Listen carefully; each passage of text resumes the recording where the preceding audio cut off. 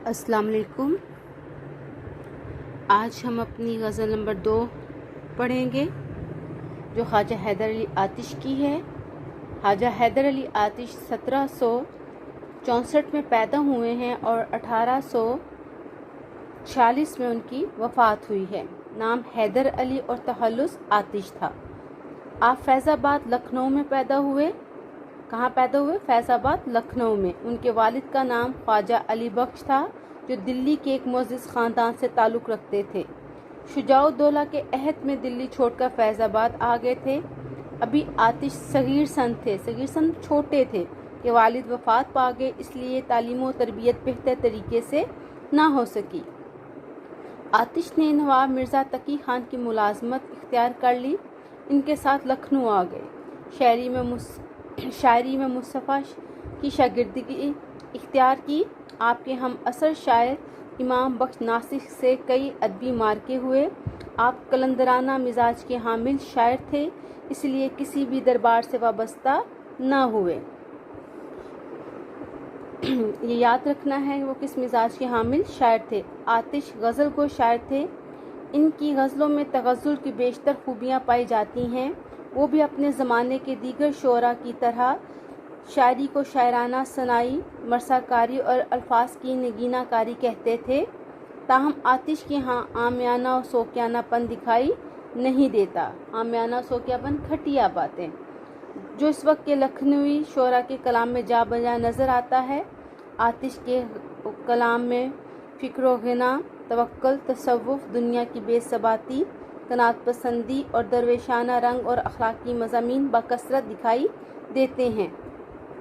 इनकी गज़लों में तगज़्ज़ुल, रजाइयत, सादगी और सलासत, नादिर तशबीहात और इस्तारात, उम्दा सनाए बदाए, रंदाना मौज़ूआत और आतिश बयानी की ख़ुसूसियात पाई जाती हैं। आतिश की तसानीफ़ में इनका कुलियात ही अहम है, जिनमें इनका वो सारा कलाम मौजूद है जो मुख्तलिफ़ असनाफ़े सुखन की सूरत में मौजूद है। ठीक है जी, अब आ जाते हैं गज़ल की तरफ। अब इस गज़ल में जो है उन्होंने सनत तज़ाद का इस्तेमाल किया है। मुतज़ाद अल्फाज को इस्तेमाल करके एक ही मानी के लिए इस्तेमाल उन्होंने किया है। रुखो जुल्फ पर जान खोया किया, अंधेरे उजाले में रोया किया। रुखो जुल्फ, रुख चेहरा होता, जुल्फ बाल, जान खोना जान कुर्बान करना, उजाला रोशनी, अंधेरा तारीकी। ठीक है, अब वो क्या कहते हैं कि मैं महबूब के चेहरे और जुल्फ़ों को याद करके दिन रात रोता रहता हूँ। अब अंधेरा उजाला मुतज़ाद अल्फाज हैं, तो वो कह रहा है कि मैंने अपने महबूब के चेहरे और जुल्फ़ों पर अपनी जान कुर्बान कर दी और मैं अब उसकी याद में दिन रात रोता रहता हूँ। हमेशा लिखे वस्फ़े दंदाने यार, कलम अपना मोती पिरोया किया। वस्फ़े दंदाने यार, वस्फ़ खूबी, दंदान दांत, यार यार के दांतों की खूबियाँ लिखी। और वो कहते हैं कि मैंने जो है जब भी महबूब की मेरा कलम जब भी महबूब के दांतों का हुस्न बयान करना शुरू करता है तो ऐसे लगता है जैसे वो मोती पिरो रहा हो। अपने महबूब की जो है वो दांतों की खूबियाँ बयान कर रहा है कि वो मेरे महबूब के दांत, उसके मुख्तलिफ असाब बहुत खूबसूरत हैं। वो इतने खूबसूरत हैं उसके दांत कि जब भी मेरा कलम उसके दांतों के मुतालिक लिखता है तो ऐसे लग रहा होता है जैसे मेरा कलम जो है वो मोती पिरो रहा हो। क्यों कहूँ क्या हुई उम्र, क्यों कर बसर, क्यों कर कैसे बसर गुजरी, मैं जागा किया बख्त सोया किया। बख्त किस्मत, अब जागना और सोना मुतज़ाद अल्फाज हैं। वो कहते हैं कि मैं क्या बताऊं कि मेरी उम्र किस तरह गुजरी है, कि मैं तो जागता रहा लेकिन मेरी किस्मत सोई रही, कि मैंने बहुत कोशिश की लेकिन मेरे बख्त में ही तारीकी थी, मेरा बख्त जो था वो रोशन नहीं था, इसलिए मेरे मुकद्दर तब्दील ना हो सके। रही सब्ज़ बेफिक्र किश्ते सुखन, किश्त कहा जाता है खेती को, सुखन शायरी को। ना जोता किया मैं ना बोया किया, कि आप अपनी शायरी की तारीफ़ कर रहे हैं खुद से।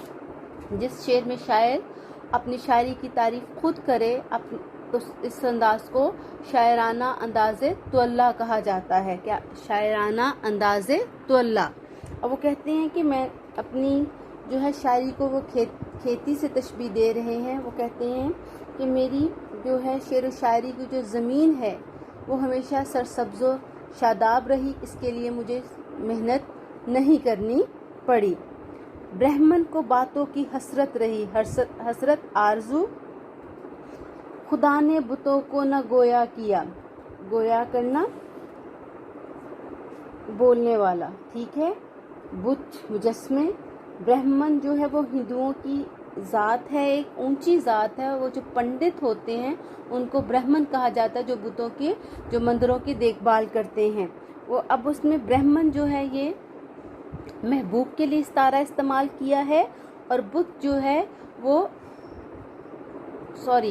برہمن جو ہے وہ عاشق کے لیے استعارہ استعمال کیا ہے، اور بت جو ہے وہ محبوب کے لیے. وہ کہتے ہیں کہ جو عاشق ہوتا ہے اس کو ہمیشہ یہ خواہش ہوتی ہے کہ اس کا محبوب اس سے بات کرے، لیکن محبوب جو ہے وہ سخت دل ہے. جس طرح بت جو ہیں وہ آگے سے جواب نہیں دیتے، برہمن ان کی دن رات دیکھ بھال کرتے ہیں، ان کی پوجا کرتے ہیں، لیکن وہ بت ہوتے ہیں ان کو جواب نہیں دیتے. بالکل اس طرح محبوب ہے، جس طرح اللہ تعالیٰ نے بتوں کو بولنے کی صلاحیت نہیں دی، میرا محبوب بھی اتنا ہی بت کی طرح سنگ دل ہے. مزہ غم کے کھانے کا جس کو پڑا، اشکوں سے ہاتھ اپنا دھویا کیا.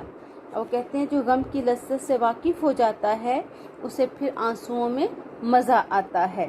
زخم دان سے آتش محبت رہی، کنویں میں مجھے دل ڈبویا کیا. اب زخم دان کہا جاتا ہے، یہ جو ٹھوڑی ہوتی ہے اس کو کہا جاتا ہے.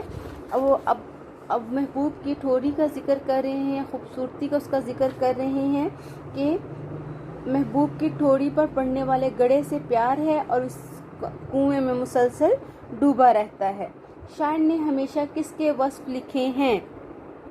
شاعر نے ہمیشہ اپنے محبوب کے دانتوں کے وصف لکھے ہیں. اس کے ساتھ آپ نے دوسرا شعر لکھنا ہے. شاعر کی عمر کیسے بسر ہوئی ہے؟ شاعر خود تو ساری عمر جاگتا رہا مگر اس کا بخت سویا رہا. اس کے ساتھ آپ نے اس کا شعر لکھنا ہے. شاعر نے اپنی کشت سخن کے بارے میں کیا کہا ہے؟ شاعر نے کہا ہے کہ اس کی کشت سخن ہمیشہ سرسبز و شاداب رہی، حالانکہ اس نے اس پر کسی بھی طرح کی کوئی محنت نہیں کی. برہمن کو کس بات کی حسرت رہی؟ برہمن کو ہمیشہ اس بات کی حسرت رہی کہ وہ بت جو ہیں اسے بات کریں، لیکن اللہ تعالیٰ نے بتوں کو قوت گویائی عطا نہیں کی. شاعر کا قلم کیا کام کرتا ہے؟ شاعر کا قلم اپنے محبوب کے وصف بیان کرتے ہوئے موتی پروتا ہے. اب کالم الف سے کالم بے کو میچ کرنا ہے. اندھیرا، اجالا، وصف، دندان، قلم، موتی، عمر، بسر، جاگا، سویا، فکر، سخن، زخندان، کنواں، مزہ، غم. اب جو ہے الفاظ کے متضاد لکھنے ہیں. اندھیرا، اجالا، جاگنا، سونا، غم، خوشی، آگ، پانی. درج ذیل مرکبات کے نام لکھیں. رخ و زلف مرکب عطفی ہے کیونکہ اس میں حروف عطف واو جو ہے وہ حروف عطف ہے. دندان یار اب جو ہے یہ مرکب اضافی ہے. کشت سخن یہ بھی مرکب اضافی ہے. اب غزل کا مطلع کون سا ہے؟ پہلا شعر اور غزل کا مقطع آخری. اس غزل کا ردیف کیا ہے؟ کیا. اب اس کے اندر قافیے جو ہیں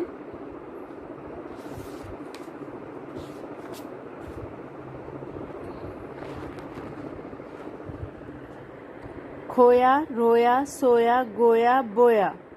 ٹھیک ہے. اب ہے استعارہ کے پانچویں شعر میں شاعر نے کیا استعارہ استعمال کیا ہے؟